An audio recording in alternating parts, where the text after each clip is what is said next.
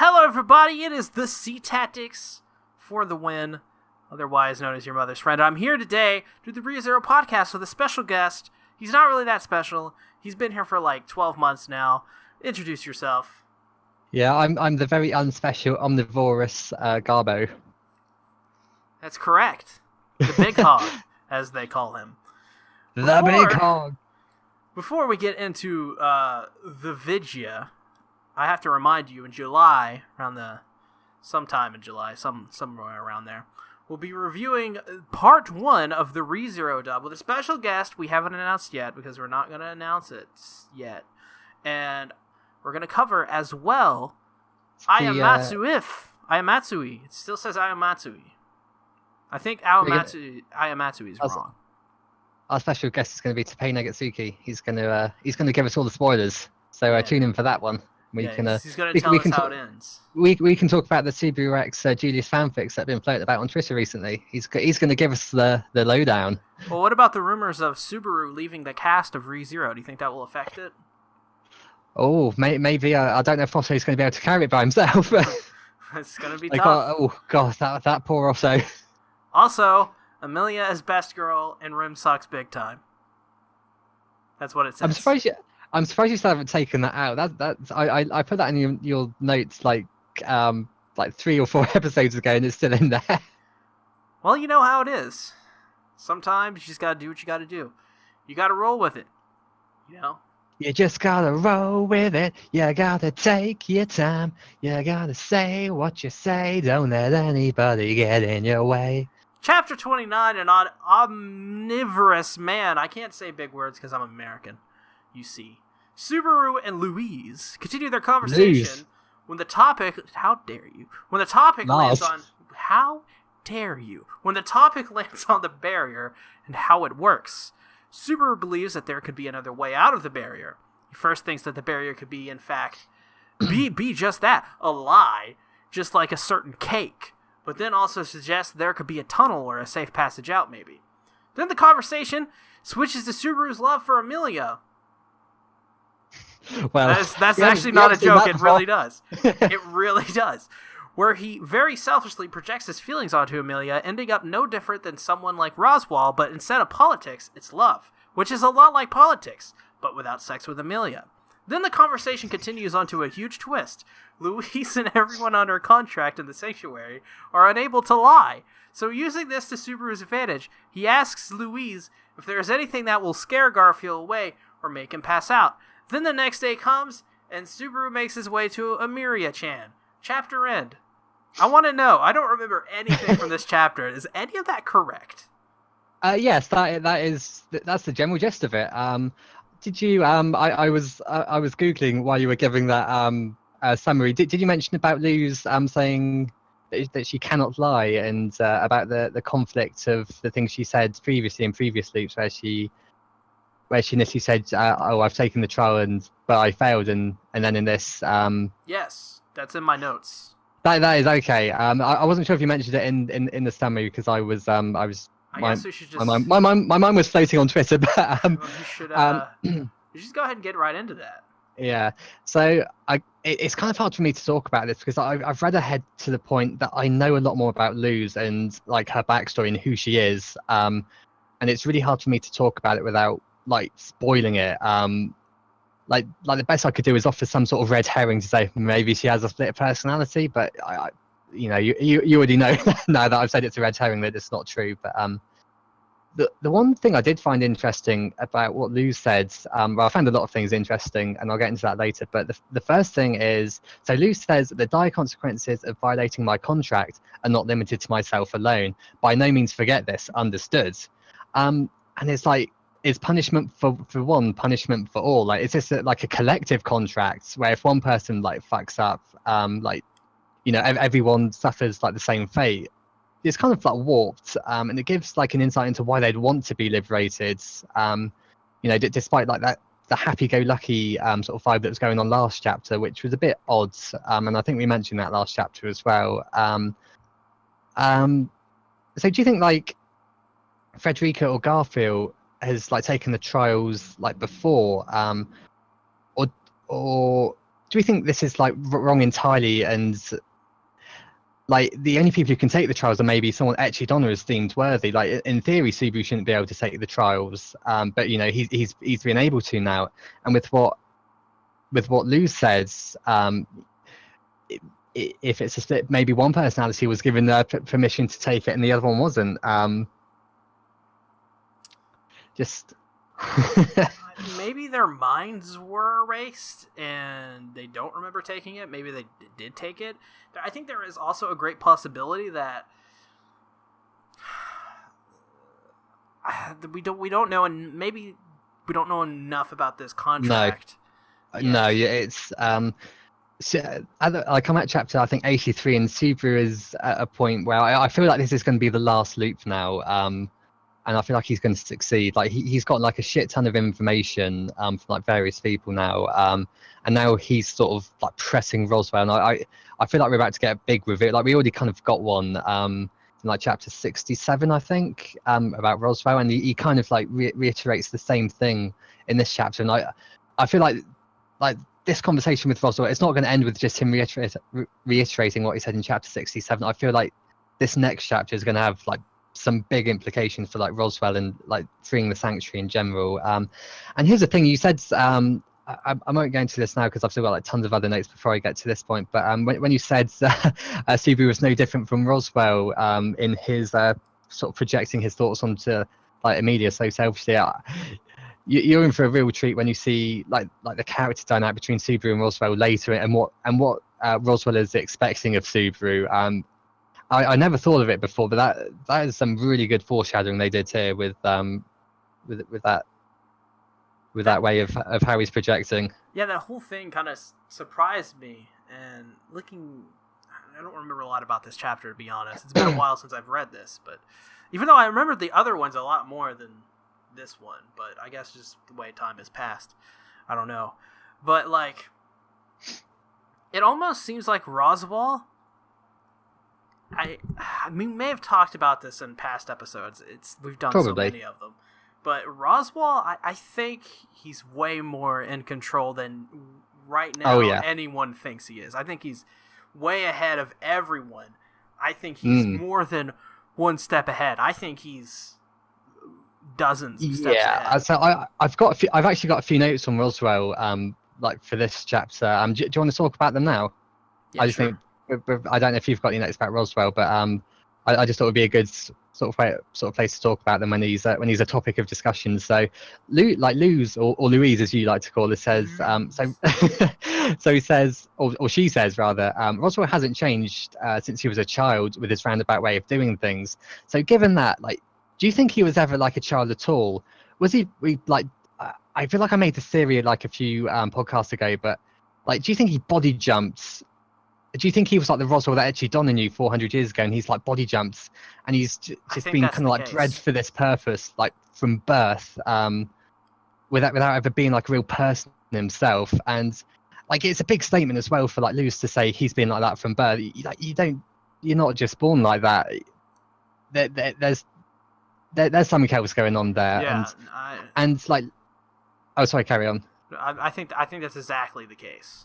And so definitely body jumping.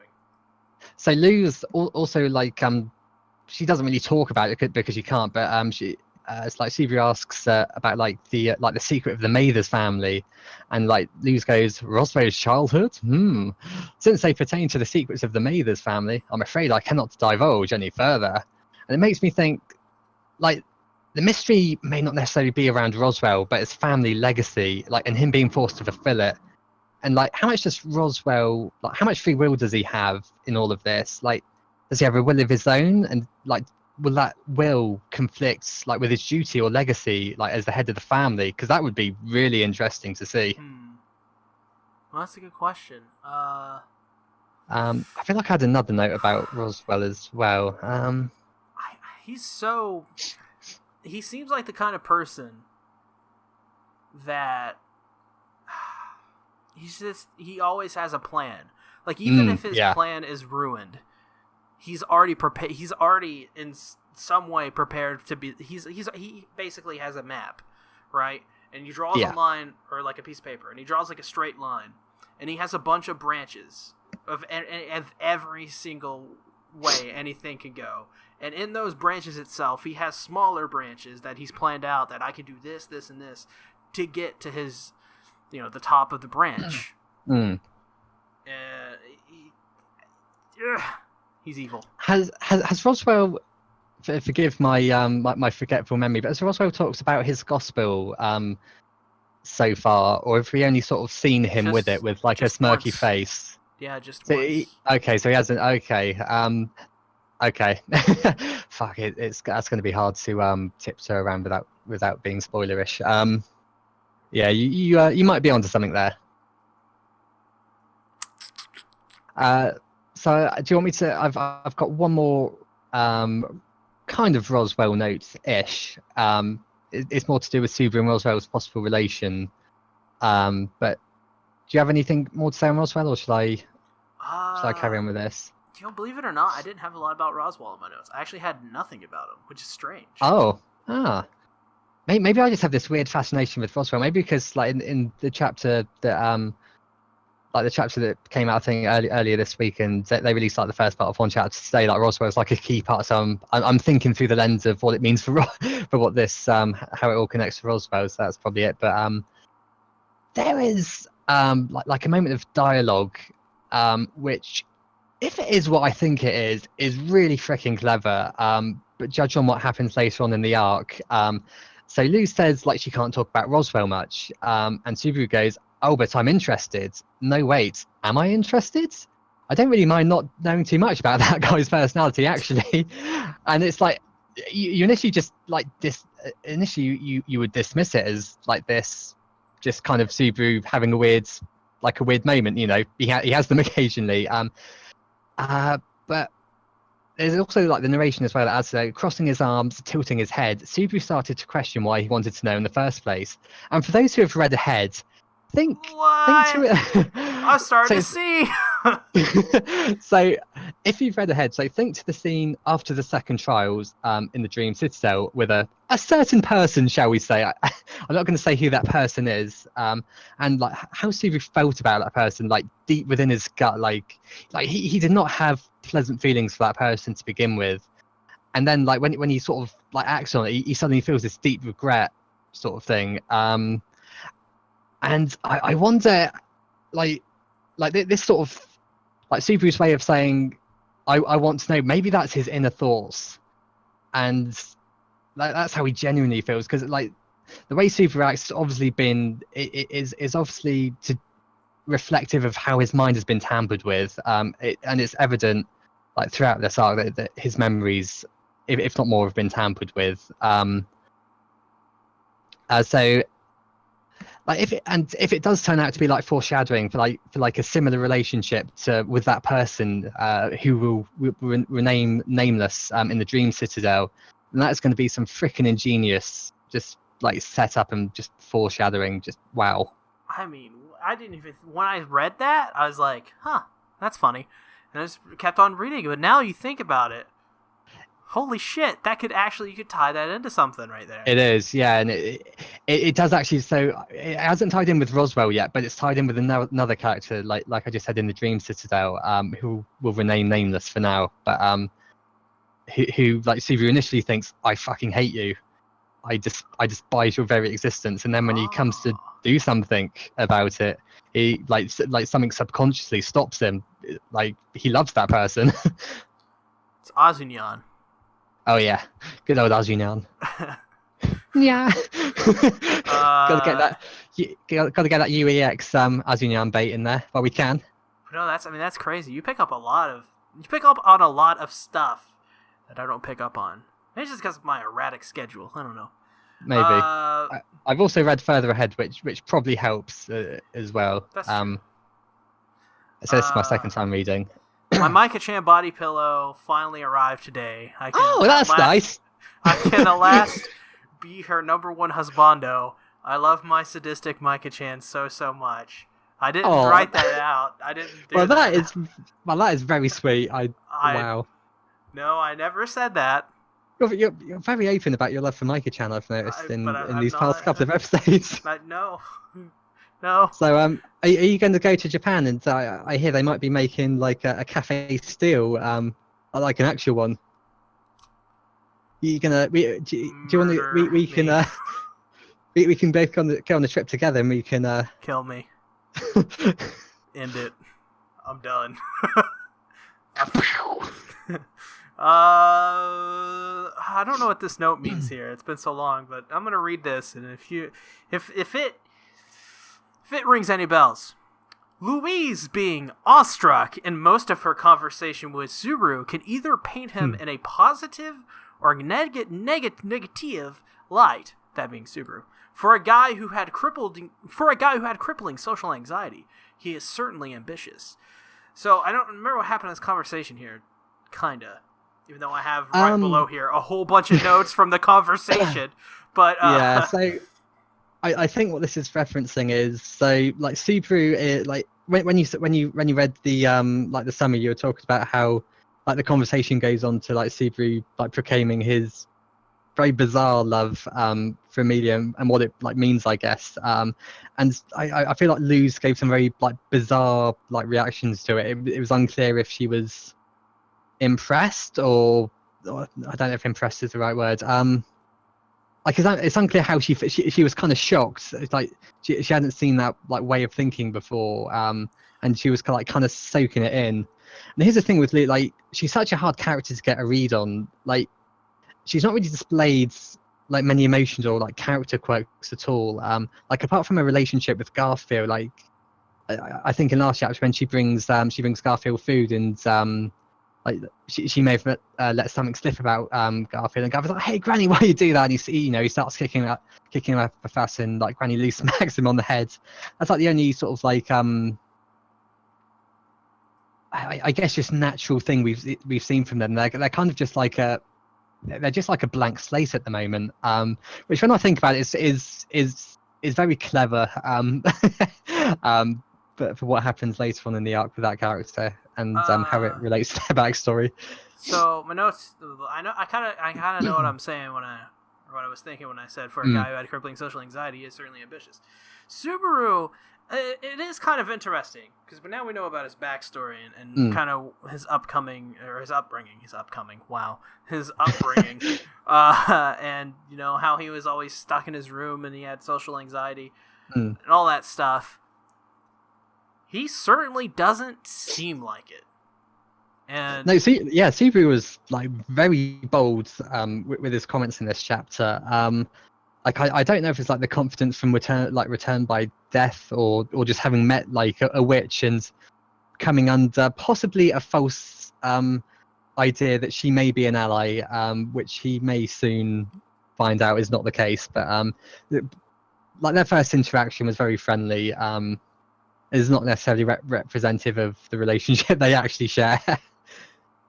Well then, which could be like attributing to it, but like the way like Subaru like talks about Amelia, it feels like it's another like regression or like an example of regression for Subaru in this chapter. We talked about this again like last chapter and possibly the chapter before, and I feel like it's going to be like a recurring theme like throughout this arc. So I've got like a couple examples.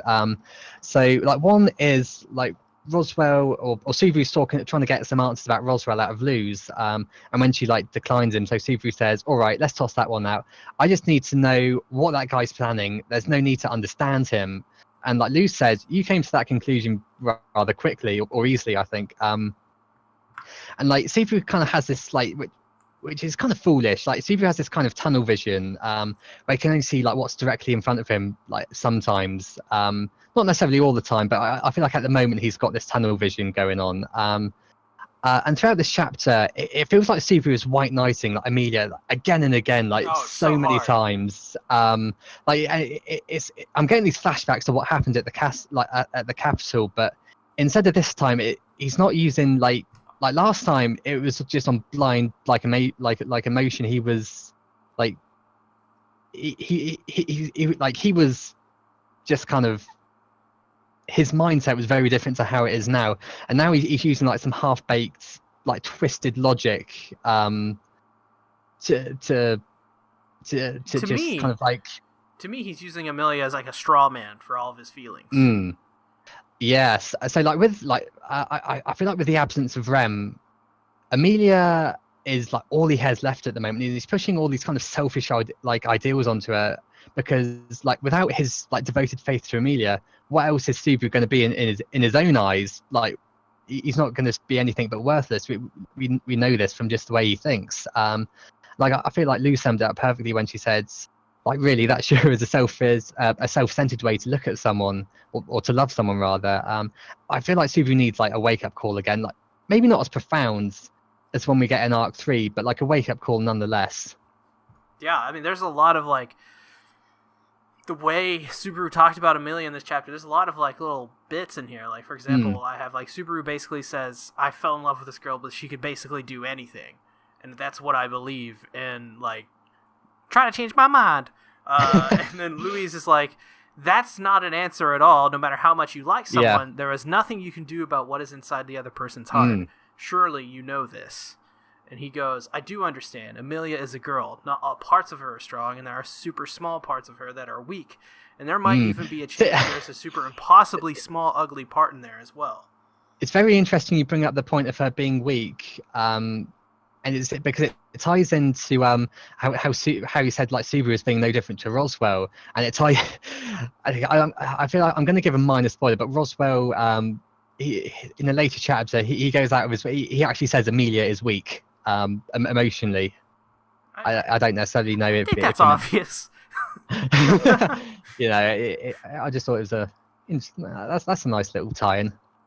Yeah, and then like generally Subaru's idea of love is, I mean, I say right here, his idea of love is truly frightening. It's so absolute that if Amelia chooses him, she will have to give him everything she has to be with him.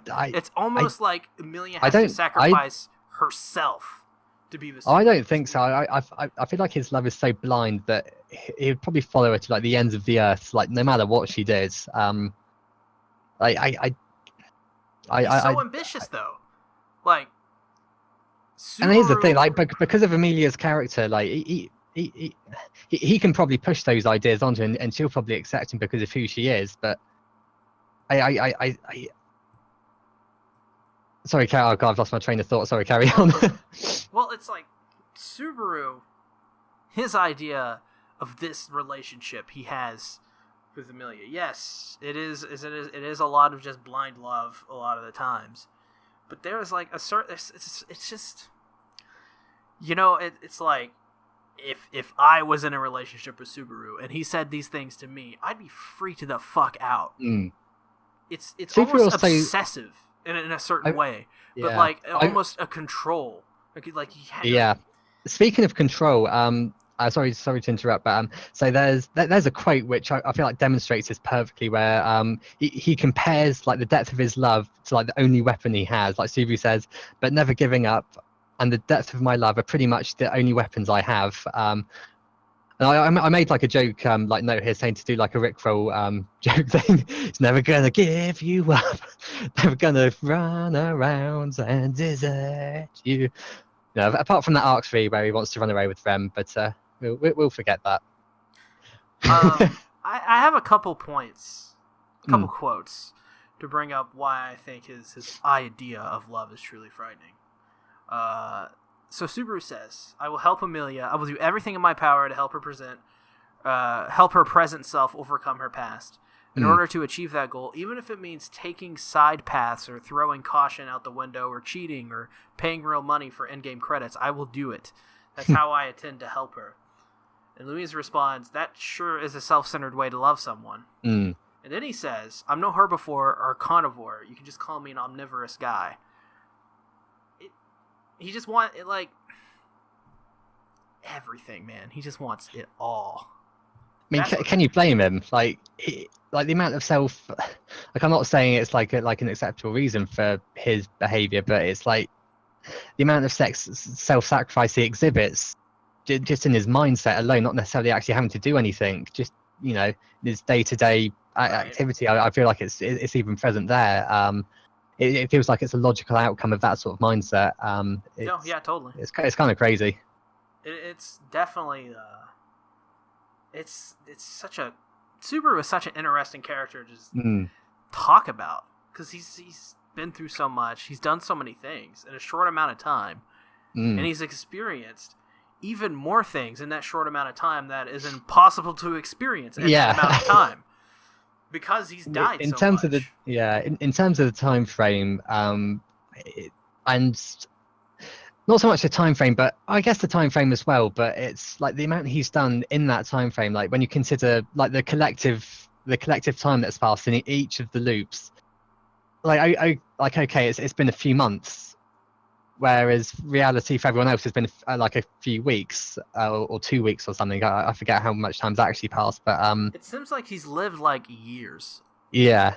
That's what it feels like when I'm But reading this. yeah, but it's only been a few months, and like the authors tricks you this because like everything's so in depth. Like you really explore like the psyche, like every single like thought process when it comes to how it, not necessarily what he thinks with regards to like plot developments, but like how he thinks and how his mind sort of like handles it. We know this like inside out. You know, the author makes sure we know this, and it feels like we've been with the character like a lot longer than we actually have. Oh yeah, for sure. Definitely. So much detail. So much detail. You could write books about this. Yeah, well, yeah, quite. And we've written a lot of notes about Subaru already, so we can fill yeah, a good amount of those books with just like some of our theories, just like leading in. Subaru, And totally, Subaru game, Subaru. Yes. Yeah. So, have you got any more notes, or shall I get through the rest of mine? Okay. Let's see. What have I got next? Oh god, my notes are kind of scattered because the way we did I kind of had to scroll down for a bunch that were like right at the bottom. Some of my notes. Let me just go and find some more. So, do you think Luz knows what's about to like befall the sanctuary? So like, I've got a quote from Luz. So she says, "Hardships will not choose the right time to pay their visit. Running away now in the face of calamities would only be ... And then it just sort of I forget what comes after, but she doesn't finish the sentence really. As is the way in these weird Japanese things. But Luz shouldn't be really aware of any pending calamities in this loop. Unless she's been in with this with Roswell from the start. Although I don't know if she's referring to like Amelia's past as a calamity, but I'm not sure how to interpret. But I feel like the way she said it was like a literal calamity, like something's coming, sort of thing. When you say it that way, it surely does. I think, is it as black and white as she's with Roswell? It could be. Here's the, like when I think we talked about this last chapter where like she like her and the rest of the sanctuary are scared to go behind Roswell's back. Right. And I don't necessarily know if it's fear or if it's like a genuine partnership or what it is exactly. Like we just don't know yet. And that's kind of like, I think that's really what we're kind of going back to really is like, whatever this contract is, it has to do something with this plan that Roswell has. It always leads back to Roswell. God damn it does. Bloody Michael Jackson. Shimona. I think you could easily say 50-50 yes and no on this one. But I think she surely knows something. And I think... I just don't think she can say it. Yeah. I think she has way more... yeah. I think that she could say like she can't lie. And she has a contract where she can't lie. But I don't... The thing about these contracts is Subaru can't tell anybody he has the return by death. No. So who else has contracts like that? Well, I can only tell you Roswell has a contract like that. I can't really tell you. I as a reader don't know what it is exactly, but he has revealed so far that he has a contract that he of a similar nature. Yeah. I don't think he has return by death, especially given how he uses Subaru later in the arc. Maybe he's a pancake man. Like, hey, I'm Michael Jackson. Cooking some pancakes, man. But here's the thing. Now, who's dealing out all of these contracts? That's what I want to know. Who's doing all this stuff in the sanctuary? Who's doing one with Subaru? And I wonder if it's actually Donna. I do wonder if it's actually Donna. That's the first thing that came to mind. Is she could do something like that? It's maybe. Fuck, wasn't it?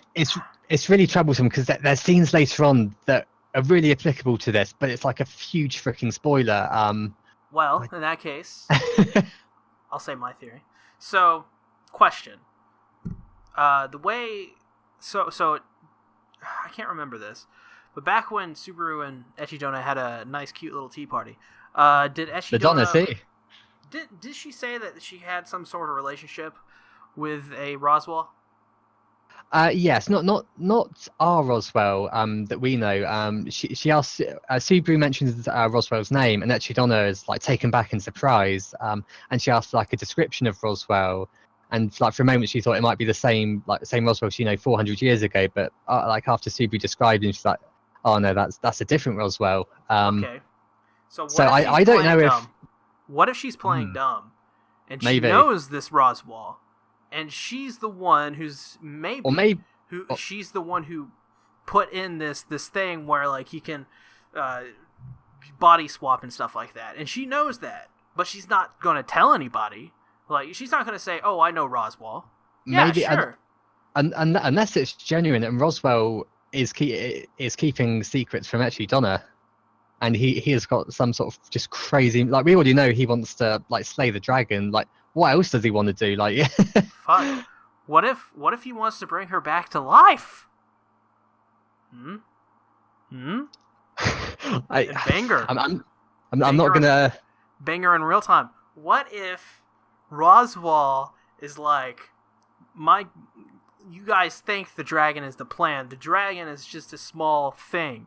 I want to rule the world with Echidona because she's cute and hot. And Subaru has to go, nuh-uh. Everything I've seen so far leads me to believe that there's that I don't think Roswell and Echidona are going to be allies. I could be wrong, but what I've seen so far, like there's been no. Although the author could be going out of his way to hide any hints of this to completely mindfuck you later on, but there hasn't been anything. It's like initiates any like notion that those two would work together. Or even though like Roswell is the caretaker of like the graveyards. Roswell wants to control the witches to gain the powers of the witches. Maybe he's going to consume their blood. Wow, it is called the experimental ground after all. Yeah. Who knows what they're experimenting on? Well, I know, but I know one thing they're experimenting. I'm not sure there's more. Maybe he just wants a Tesla. Maybe this is the whole thing. A Tesla. He just wants a Tesla. Interesting. I never knew they had cars in this world. That was. We don't know.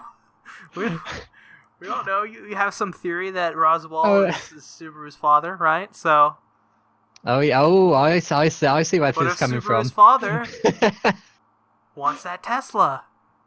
And he can't get it because he's under investigation for a disappearance of a son, and he's like, but he can't tell Subaru. He's like, Shimon, I'm your father. That's impressive theory crafting. I'm really good at it. I'm really good at it. I can't help it. I'm a genius. Yeah, Roswell is a conundrum. You know what? I'm starting to like Roswell more now. Me too. I think he's smart. When you find out his mindset as well, it is like crazy how similar it is to like what Subaru's is. I guess in Arc 3, and even in this like chapter. Actually, in this chapter, his mindset was Roswell has a crush on Amiria.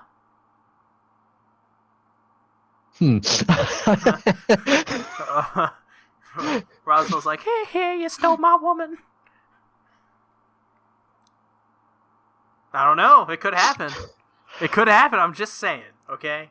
Like, I'm just saying. Subaru, better watch out, because Roswell, I mean, he's a fine-looking man.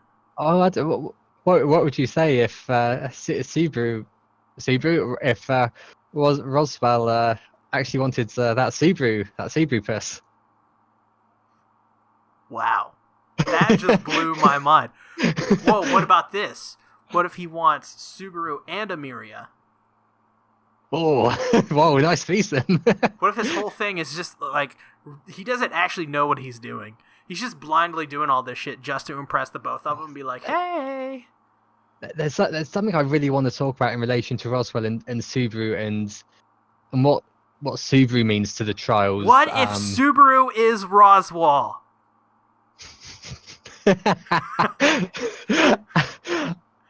Think about it. I'm just saying. Well, the mindset's kind of add up. Fight Club. Fight Club. We never. You don't talk about the Fight Club. That's rule number 1. And I don't remember them talking about a Fight Club. Also, have we ever seen a Subaru and Roswell in the same place? Yes, all the time. Shut up! Stop it. Yeah. Oh god, it's really. There's a few things I'd like to speak about with Roswell, but I can't because of like where this podcast is at the moment in its Oh, even better. Its progress. Rimu and Nisama. He's streaming on the media stuff again. Oh, how dare my Ramu. Her and her cane will slap you. You know. What it actually is, it's a straight figment of Subaru's imagination.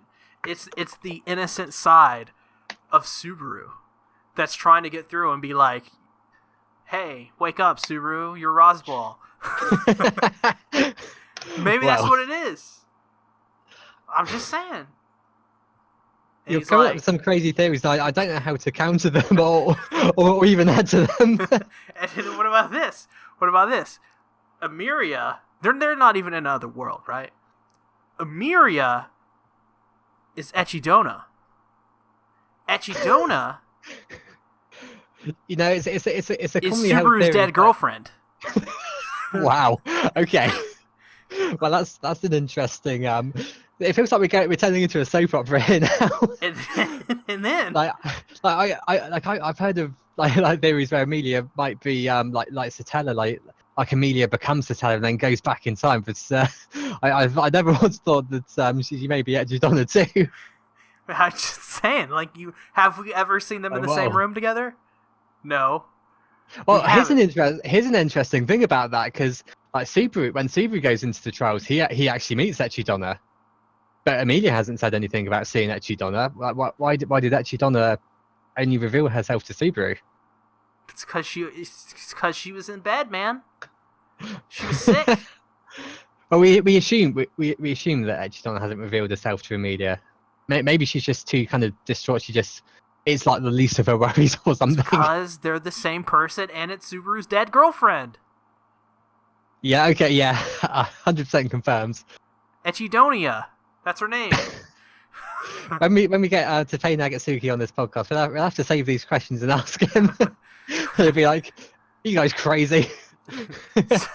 So, is it true that Roswell is Subaru's dad and Subaru at the same time, and his reasons for doing all this is because he wants a Tesla? Wow. You know, whenever people have read my novel, they have always been completely shell-shocked when I get to that Roswell reveal. Bloody hell, you have no idea, mate. And you nailed it. Also, is Emiria Echidona, who is Subaru's dead girlfriend? What? Did you not just ask this? Or are you just losing me now? Also, is Remu and Nisama actually a figment of Subaru's imagination to represent his innocence that was lost the day his girlfriend Echidonia died? I don't know about that. I mean, Rem still liked to kill him with a Morning Star thing that she had lots of times. All right, so I have a new theory. This is a good one. Echidona who is Amelia, who is Subaru's dead girlfriend, is actually Subaru's mom. She's not dead. It turns out she just ate a lot of mayonnaise. And she passed out from eating too much mayonnaise, and it looked like she died. But Subaru disassociated himself from the event. I have a question. Did Subaru's mum collect the bottle from that mayonnaise? Because I'd be quite sad if her collection went awry because of her disarray. Because her collection of those mayonnaise bottles, oh god, that was gripping, man. I want to see them get to that 10,000 mark. I don't. Like, what was it? Subaru said he'd collected like 777, and then his mum goes, "Well, your father's collected 7,777." When did this happen? Oh, this happened. You should I can't remember the chapter number off the top of my head, but it definitely happened. It was really funny too. You should read it again. It was really fun. Those whole just like 5 chapters were just great. So what you're saying is Subaru. I love those chapters. Subaru and his mom are in a relationship together. Yes, it's much like Ilya and Shiro, but just a bit weirder. Just a bit, and a lot more convoluted. Yeah, especially if she's actually Echidona. Oh, Echidonia, you mean? Echidonia, okay. Yeah, kind of combine the two. Okay. Emiria and Echidona. Shall I get back to them? I think we should get back to the actual episode. Yeah. God. Yeah. That's your fault. What? I innocently sitting here drinking my water. Wow. I've been so callously attacked. Yeah, no, you have. You have been callously attacked, and I blame it all on you for being callously attacked. I am a callous man. You got calluses on your fingers? Oh yeah, from all that the typing in the Facu search bar, it's God, taking its toll. What are you using to type on, and what are you masturbating with? Sandpaper? Well, when your hand just isn't enough. When your hand just gotta, I just gotta sharpen up my penis. Here, let me get some sandpaper. God. So assuming we actually have anyone listening at all, after that crazy sidetrack, well, it's your fault. So Lou, I'm actually just going to go straight into this because otherwise we're just not going to get anywhere. So Lou's, I'm going to go back to Lou's in the contracts. So Lou says due to her contract, she can't give too much information to Subaru. And last time we discussed the idea that Luz could potentially be key in getting Garfield to come around and to eventually help Subaru and repel Elsa from the mansion. And do you think this contract is going to be a big obstacle to prevent this? And if so, just how is Subaru going to overcome Garfield?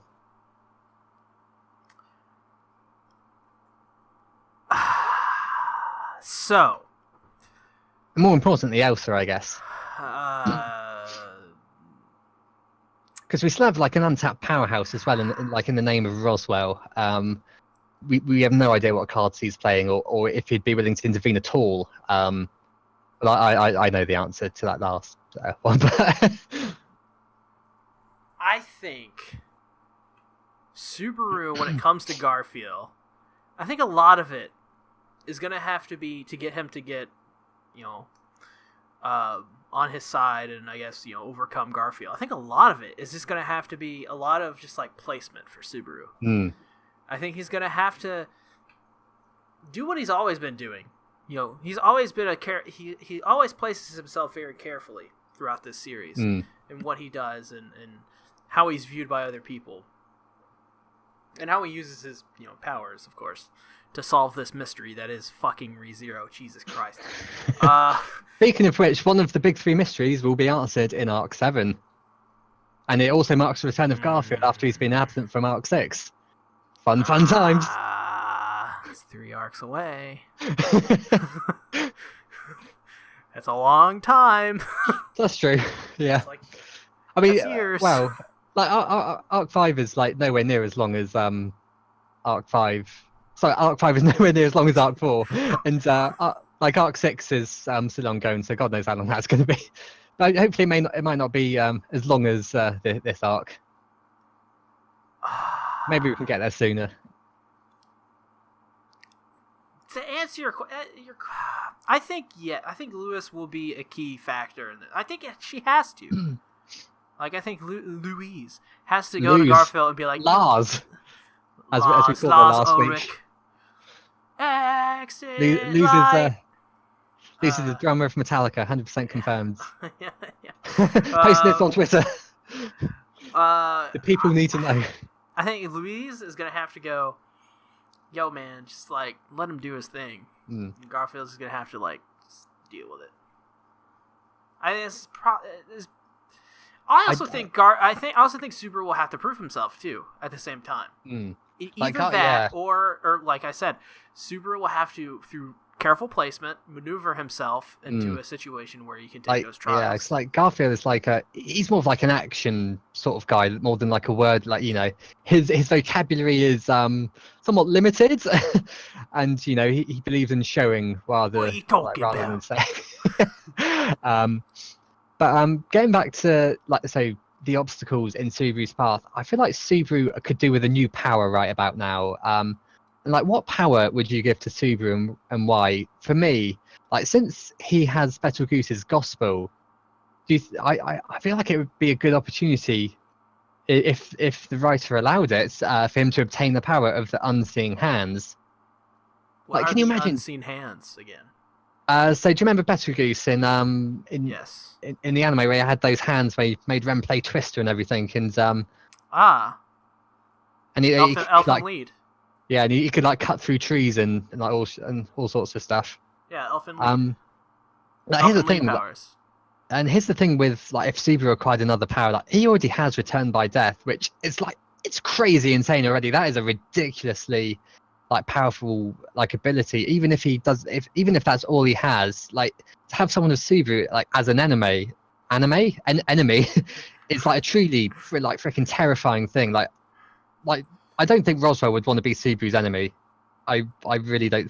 I have a feeling Roswell would be a bit scared of Subaru if he made an enemy out of him. Subaru, you are my anime, and I will defeat you. I think you mean enemy. But yeah, if you just think having a power like the unseen hands, and as well as Return by Death, you wouldn't want to mess with that guy. Just think about the guy who fucked over Rem. I forget what his name. Lay. I think it's Lay. The Archbishop of Gluttony. God, if he got another power and he comes face to face with that guy, God, is he fucked?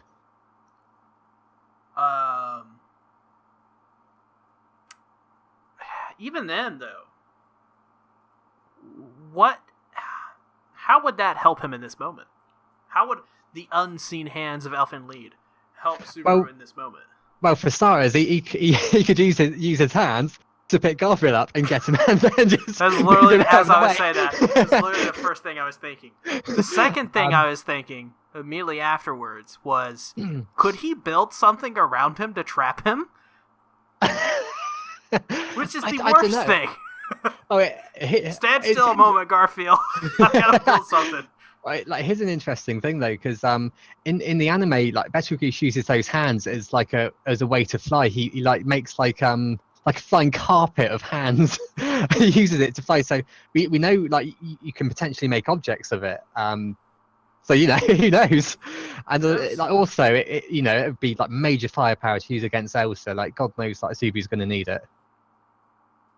You see, this is how you solve the Elsa problem. You romancer. You just go. We'll wait for the We'll wait for the Ayamatsu if we may get some Elsa romance in there.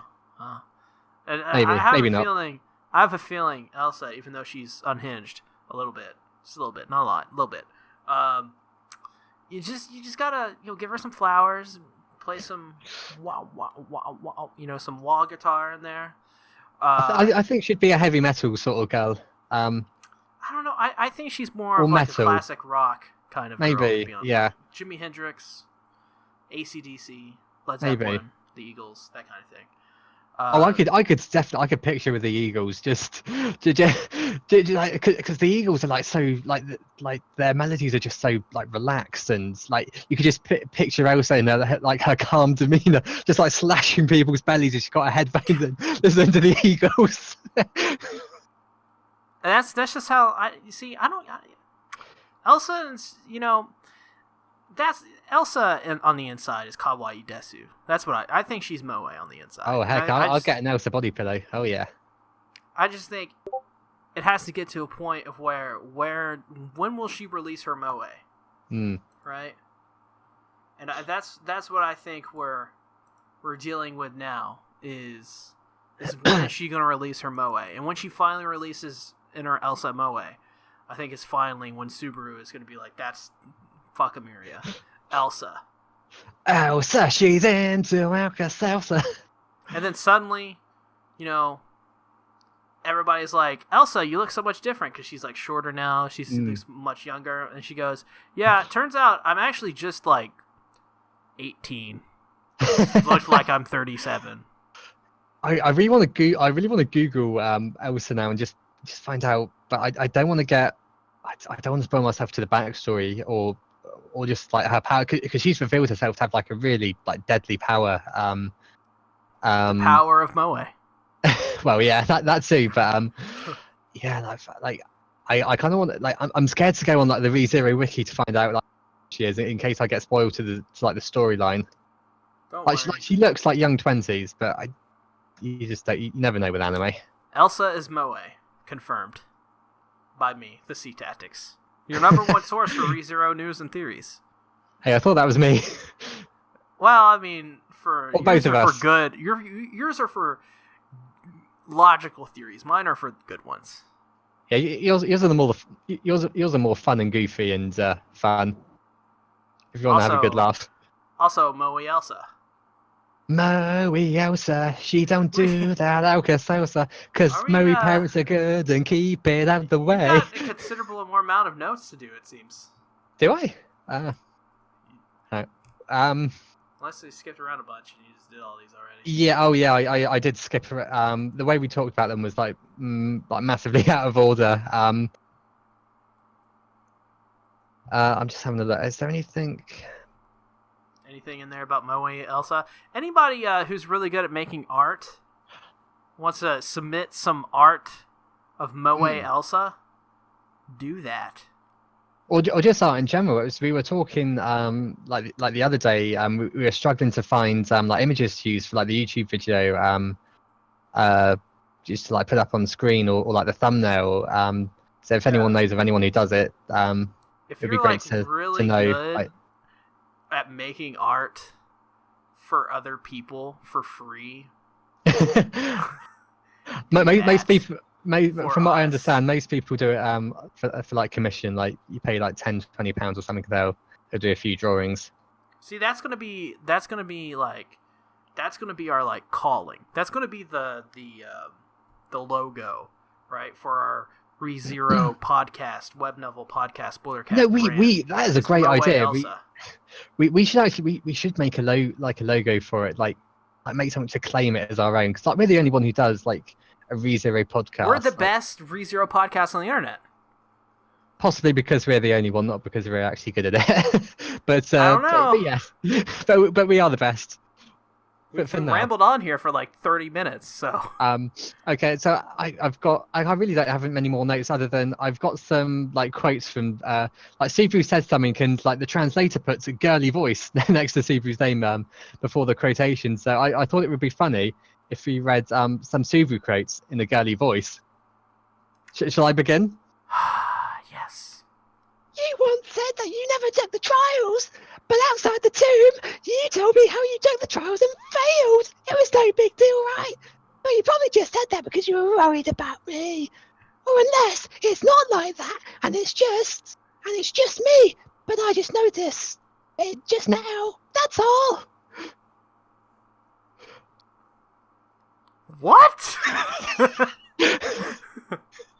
I may have got some words mixed up there, but That was my girly voice that I did in that the visual novel playthrough we tried to do, but yes, which failed. will never be seen. Yes, that's a shame. That was a really good. That was a really good thing. Yeah, I really enjoyed that. Now it's never going to happen.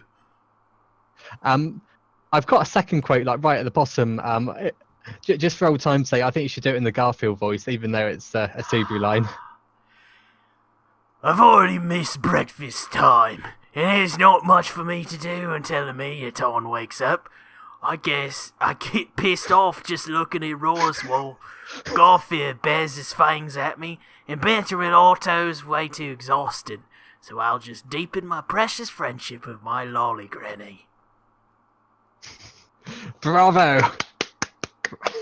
Round of applause. Is it okay if I quit the podcast at this point? I guess so, but then it's just me, and it's just going to be me monotonously speaking at the screen for God knows how long. Oh, no, you take it a different direction. It's like a radio show, and you're like, hello, everybody, this is Garfield, is the Big Hot Garfield. Today we're talking about ReZero. We have caller number 1 called in. Hello, what's your name? I want my job back. Give me my, sorry, that's a troll right there. Ignore that one, Caller number 2. Hey, it's Harry. Why did you stop talking about ReZero and start looking at my novel that asked you to look at 1,000,000 times? Stop procrastinating, Garfield, you procrastinator. Oh, did he announce his novel yet? I know he's updated it like loads, and I haven't checked it since the first day he did 2 pages. So I should probably check that soon. Well, I mean, this will air in 5 or 6 weeks from when we recorded, Yeah. So by then he's probably already a rich millionaire. Yeah, it'll have left us behind. It'll have. Yeah, I don't need those small town guys no more. I've made it big. Yep. I cry. Anyways, thank you guys for listening to the ReZero Radio Show. Thank you all for tuning into the show. Tune back in tomorrow at 4 p.m. Sirius Radio, coming at you live. Wow, that was I can't believe you just came up with that on the spot. That was some good. God, that was great. Before we leave, just want our guests to say bye. You can of course find them on Twitter at Dreamo Nemo. Any final words to say before we close out the ReZero Radio Show? I love Amelia, my dear friends. All right, thank you everybody for checking out the ReZero Radio Show. See you tomorrow around 4 p.m. next day. We're gonna play some classic rock, and tomorrow we're gonna talk about You Moe and I, Elsa. we're gonna live forever, and we're gonna do it on a doctor with a heli. Oh, I got this mixed up. That's a sample of the songs we'll be playing tomorrow. I hope you all enjoyed it. Yeah, Tune we're in. gonna have that Oasis marathon. Gonna play each and every song. This is a weird song I'm throughout the playing right day. now. Thanks everybody for tuning into the ReZero Radio Show live on Sirius XM. Bye. Bye.